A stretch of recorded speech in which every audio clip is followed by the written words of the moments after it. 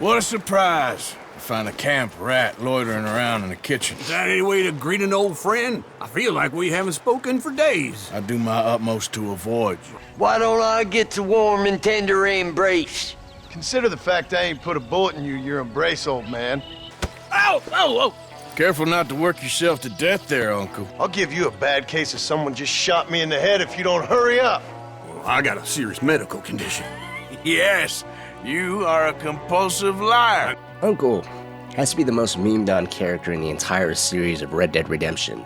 He also appears to be the laziest character out of both Red Dead Redemption games. His excuses of being stricken with the now infamous and equally mysterious ailment known as lumbago has transcended gaming, and is a source of many reasons why people can't be bothered to do a damn thing anymore. Or at least that's how it was during 2018 when the game first released. Uncle gets a lot of crap from the gang, and honestly, nobody sees him as a reliable source. But we can't deny, he is one of the staple characters of both games.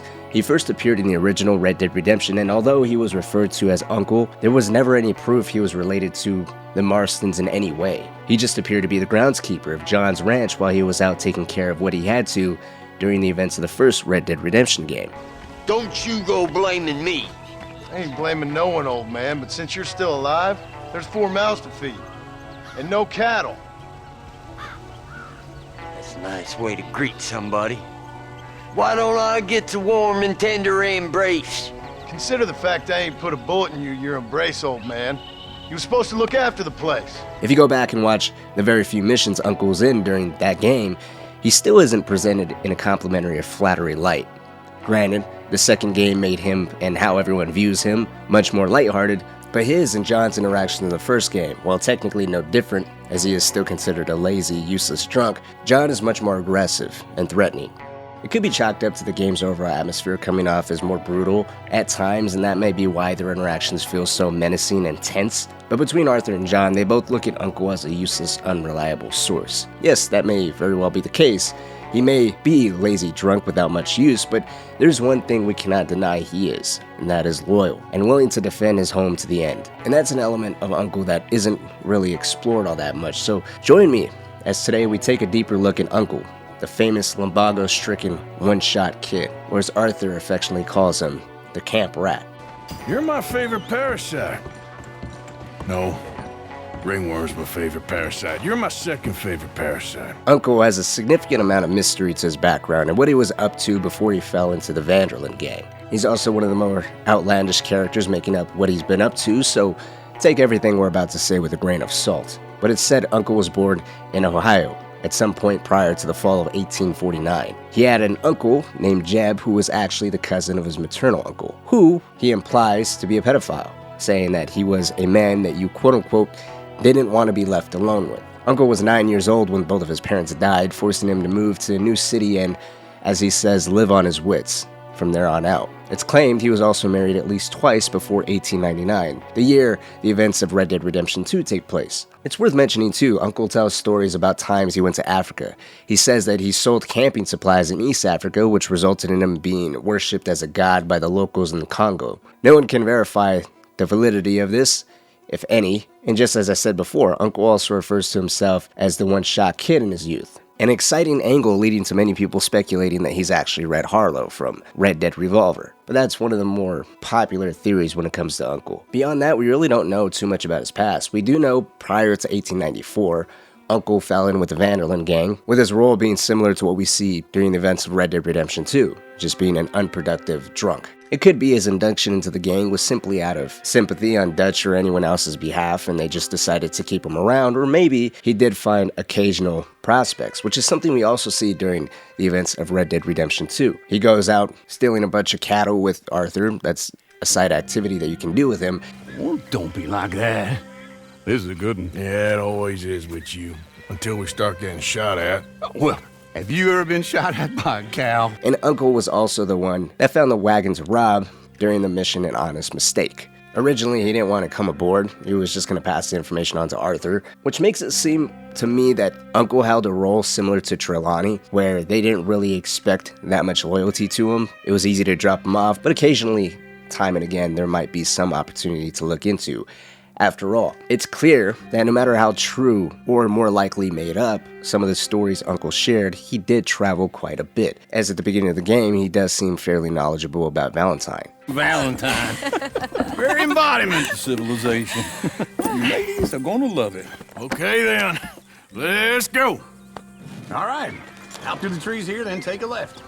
Go right here. It's quicker.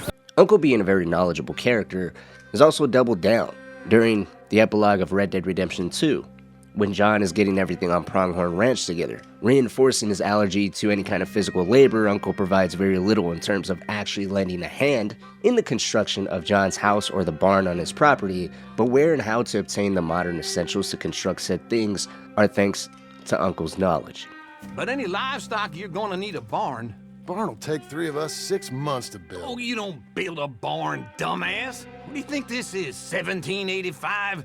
You buy one pre-cut just like the house. This is the industrial age. I also didn't know where to say this, so I'm just gonna place it right here. Uncle is the one credited for introducing Abigail Roberts to the Vanderlyn gang, probably finding her no differently than how he found Molly, just casually moseying around outside of a bar one day. Foundered, drunk in Saint Denis.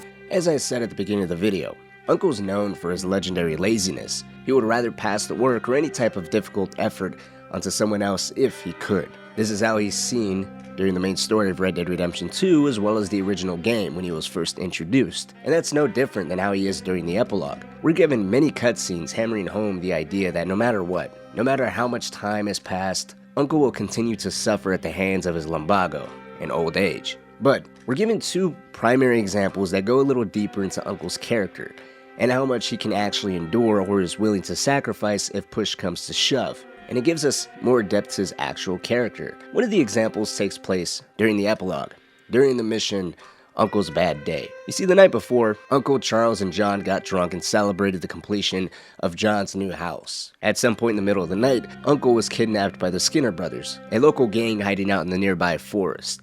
And this gang in particular is known for its sheer brutality. Disemboweling, torture, scalping, roasting, and flailing people alive are all methods they are known to resort to.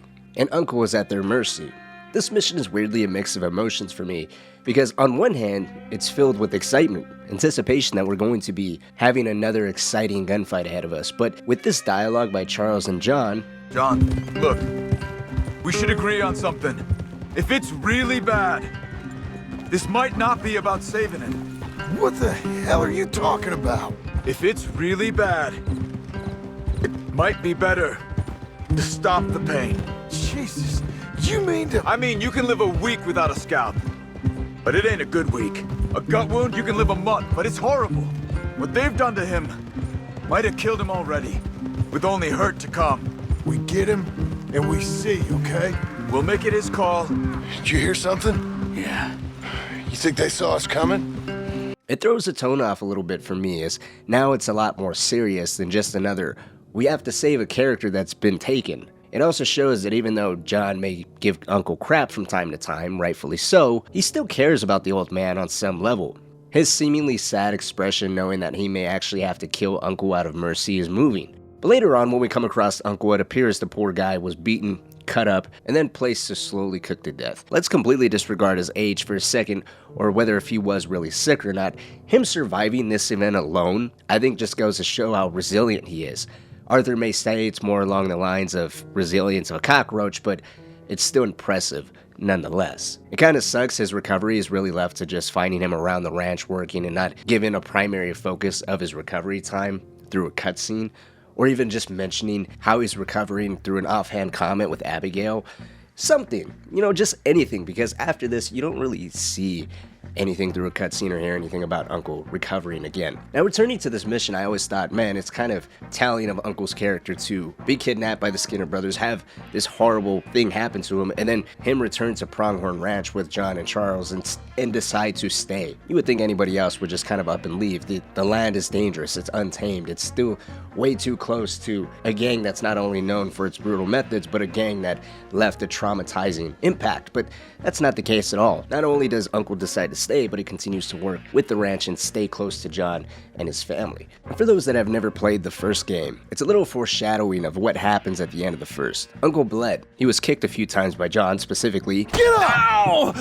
And then he was tortured by the Skinner brothers. But at the end of the day, lazy or not, the last time we see Uncle and John together, it's the two of them defending their home from the United States Army and a bunch of agents from the Bureau. And I think these two defining moments show he's had plenty of opportunities to up and leave, to go and leave the fate of John and his family to themselves. At the end of the day, while Uncle may have an affiliation with these outlaws, and he is considered somewhat of a thief, although maybe not that much of a successful one, at least not on his own, needing some decent amount of help, for the most part, he can probably escape scot-free. Now I wanted to say, if you go to the epilogue and see the first time that John and Uncle reunite, Uncle says that John is stuck with him. It almost gives off a feeling that Uncle's aware that not too many people would take pity on him and just accept him into their lives or help him out the way that John does, or even potentially Dutch, the way that he says "you're stuck with me" to John. Dutch might have felt the same way. That could have been an inkling of how they came together, but ultimately, Uncle still knew where his home was. He never ratted, he never snitched, he never bargained, he never sold anybody out. When it came to the entirety of the Vanderlyn gang, Uncle had to be at the bottom of the barrel. I called him a mole earlier in the video, and I think if he would have went to the Pinkertons or anybody else to buy his own freedom, they would have looked at him the same way. He's a mole. It's not that much of a threat. We can't let him go. He possibly could have played the same role when it came to the Skinner brothers. Hey, there's a weak point in this side of the ranch. You can pull down the house or catch John or Charles here or there at this time of day doing this or doing that, but it doesn't look like he did any of that. And while a meme, I would still say he's one of the more stand-up characters when push comes to shove. And his death, helping John defend the house that he supervised in the construction end, while it may not be the saddest considering that game isn't as emotionally tear-jerking, it definitely is one of the more redeemable deaths. Laziness isn't the same as being disloyal or a snake. Uncle, are you alright? Damn it, I've been hit. Hang in there, Uncle! I'm gonna get you out of here safe! Ain't time, John. I ain't gonna make it off this porch anyhow. You take Jack and Abby. Take them and... Don't worry about me. Just get them out of here. No! Uncle, please! Oh my God! They killed him! Come on, son! Ain't nothing we can do for him now! But let me know what you think down in the comment section below. Is there anything else you want to add to Uncle or any other characters you want me to cover next? Just a heads up, the next video I have coming out is going to be taking a look at Dutch's manipulation of the Native Americans across both games. So subscribe if you haven't subscribed already if that sounds interesting to you. But like always, thank you guys so much for watching as I greatly appreciate it. And I'll see you all in the next video.